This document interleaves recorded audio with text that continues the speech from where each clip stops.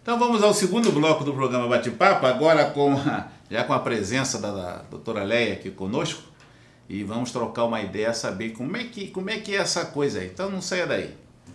Boa noite, bom dia e boa tarde, doutora Leia, tudo bem?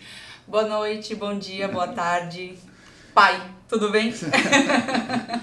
Tudo bem, meu filho, tudo bem. Então quer dizer, então agora, já que você está grávida. Sim. Certo, está grávida, então nós vamos falar sobre direito da gestante, tá certo? Me explica uma coisa, minha filha, que história é essa que o homem também fica... O cara não fica grávido e tem que ficar em casa? Que história que é essa? Bom, vamos lá. O que acontece? A Constituição Federal, ela já prevê o afastamento para os homens quando eles têm filhos, de 5 dias. Pode ser que a empresa esteja inscrita dentro do programa chamado Programa Cidadã, no qual ele vai ter um elastecimento, desde que cumpridos os requisitos que a lei lá prevê, ele vai ter esse elastecimento de 5 para mais 15 dias, então ele vai ter 20 dias, justamente porque ele não fez filho sozinho, a mulher não fez filha sozinha, né? Então, de fato, é muito importante que se tenha esse apoio do pai, pelo menos nesse período. Então, 5 é, digamos, 5 obrigatório. 5 é pela lei, exatamente. E os 15 dias a empresa seria o quê? A empresa ela tem que estar inscrita no programa Empresa Cidadã. Ah, perfeito. Ela é inscrita no programa Empresa Cidadã, 15 dias, e quem paga isso é o INSS ou é a empresa? Esse período de 15 dias ele acaba entrando como afastamento normal e é pago pela empresa. Ah, então tá. Então, vamos lá. Ficou grávida. O que é estabilidade? O que é estabilidade da gestante? A estabilidade da gestante nada mais é do que a impossibilidade de ela ser desligada sem justa causa dentro de um contrato de trabalho. Então, a partir do momento que ela descobre a gravidez até 5 meses após o parto, ela não pode vir a ser desligada sem justa causa. Então, alguns outros rompimentos são possíveis, como o pedido de demissão e um desligamento por justa causa cometida Ela pode pedir demissão? Ela pode vir a pedir demissão, sim. Certo. Agora, esse prazo de 120 dias, depois desconta no INSS, né? A empresa não tem todo esse prejuízo. Mas a pergunta é a seguinte, o prazo, a confusão que dá na minha cabeça é assim, é do momento que ela diz que está grávida, porque a mulher pode descobrir 3 meses. Sim. Mas esse 120 é pós-parto. Vamos lá, a gente tem 2 situações diferenciadas. Nós temos primeiro a estabilidade da gestante, é o período que ela não pode ser desligada, e nós temos o período de licença maternidade, que são 120 dias que ela tem de direito a ficar afastada das atividades para o recebimento do filho e esse primeiro período que demanda a atenção total da mãe. Certo, assim, vou voltar nessa... Aconteceu com um cliente nosso. Assim, 3 meses a moça estava grávida, ela foi descobrir que estava grávida depois que mandaram embora. Ela tem retorno ao... Tem retorno. Tem retorno, né? Tem retorno. Se ela comprovar... Se ela comprovar que a concepção aconteceu dentro do contrato de trabalho ou até dentro do aviso prévio, ainda que indenizado, ela tem direito ao retorno porque não se protege mais apenas a mãe. A proteção é do nascituro. Então, com base nessa análise é que se dá o direito ao retorno, à reintegração desta gestante ao posto de trabalho. Tá, mas não existe penalidade para o empregador, né? Porque o cara não sabia que a mulher estava grávida, mandou embora. Não, ele tem que colocar ela de novo. O procedimento correto é a gestante informa o Estado e daí a empresa faz a reintegração. Ou opta pela indenização desse período de estabilidade. Eu não quero que ela retorne, então eu vou pagar esse período que ela teria de estabilidade.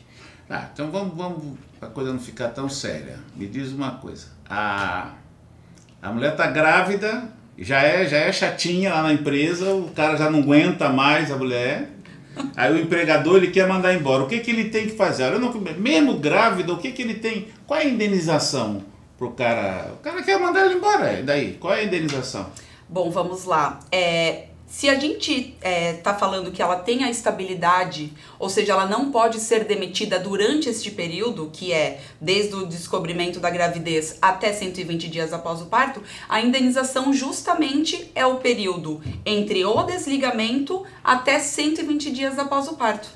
Então, ela descobriu, ela está no 6º mês, foi desligada considerando 9 meses, ela teria 3 meses mais os 5 meses. Então ela teria direito a uma indenização de 8 meses de salário mais os reflexos. Perfeito, perfeito, perfeito. Então, porque gravidez, como diz, gravidez não é doença, né? Não é doença, mas é difícil. Não, não é doença, gravidez, mas é bem difícil. Então, existe prazo para ela continuar até 28 dias, você falou? Ela pode vir a pedir a licença maternidade em até 28 dias a contar da data do parto. Então ela está a 28 dias do parto, não se sente bem, não consegue mais dar execução às atividades, ela pode vir a usufruir dessa licença maternidade. E aí ela é encaminhada para o INSS, o empregador paga, só que faz a compensação desses valores que estão sendo pagos. É coberto essa estabilidade se ela estiver no prazo de experiência? Pergunta de $1 milhão. Por quê? Porque há uma grande discussão sobre esse ponto do contrato de experiência. Recentemente, a parte jurídica um pouco mais chata, recentemente nós tivemos um entendimento do STF, o qual permitiu a uma turma do TST entender que não caberia a estabilidade no contrato de experiência. Mas é um tema que ainda ele não é pacificado, assim por dizer. Então há juízes que entendem que não há essa estabilidade no contrato de experiência. Por quê? Porque ele já tinha essa data final pré-definida, mas ainda há juízes que aplicam a súmula vigente de que há estabilidade do contrato de experiência. Porque aí ela tem lá, tá no contrato de experiência, tem muita dúvida sobre isso, né? Bom, tá aí a discussão, você acabou de dizer. Nesse período que ela tá lá da estabilidade, tem horário definido de trabalho, muda o horário, como é que é feito isso? Ou ela tem um horário normal, só não pode ser mandada embora? Ela vai ter o horário, ela vai ter as funções dela normais, só que ela tem a possibilidade de faltar ao trabalho pelo tempo necessário para fazer exames, né? Eles colocam até mais ou menos seis exames, mais ou menos isso, acredito, que também daria o período da gestação total, e ela tem esse direito a esses exames, sem prejuízo do salário, e também ela não pode trabalhar em atividade insalubre ou periculosa. Então eu estava trabalhando numa atividade que eu estava exposta ao ruído. Aí eu engravidei. O meu empregador ele tem que me realocar de trabalho, certo, sem parar de pagar esse adicional, que isso é uma previsão legal, por mais que eu cesse a condição insalubre, eu ainda mantenho o pagamento. Ou, se ela não tiver como ser realocada, informa isso para o INSS para que ela já entre em salário maternidade. É o que a lei prevê. Muito bem, muito bem. Então, o afastamento já falamos da contagem do período de licença. Agora, Covid e as gestantes. As grávidas foram consideradas como pertencentes ao grupo de risco. Isso. Por conta da que nome é esse aqui? Imunodeficiência natural da gestação. O que é isso? Explica isso. Bom, agora que eu descobri como gestante, que a mulher, de fato, ela acaba ficando mais suscetível para algumas infecções. Então, infecções que uma pessoa não gestante teria mais dificuldade para pegar, a grávida ela fica mais suscetível a ter essa possibilidade. Por isso que passou-se a verificar as implicações da Covid-19 nas gestantes, de forma ao Brasil, infelizmente, ser um dos países que mais teve mortes de gestantes e puérperas por complicações de Covid-19. Então diz aqui que em fevereiro estima-se mais de 1985, é isso? Até fevereiro deste ano, a gente considerando 2020, 2021, 2022, esse número é bem expressivo. Foram mortos em razão das complicações da Covid-19. Exato.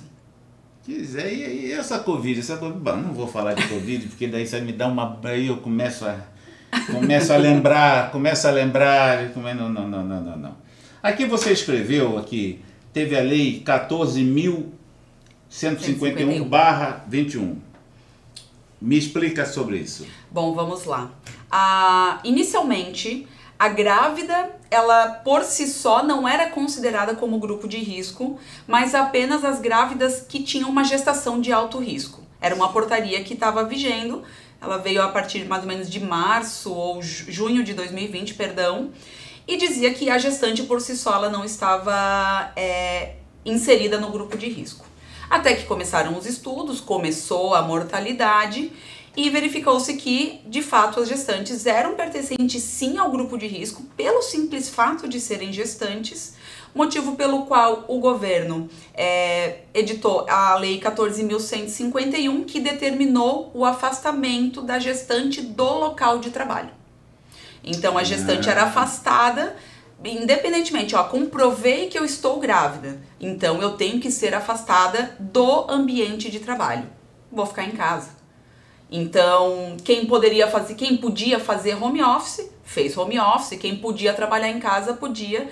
E como tem muitas funções que acabam não tendo como trabalhar em casa, a gestante acabou ficando em casa e essa remuneração não podia ser prejudicada, acabou ficando ao encargo das empresas.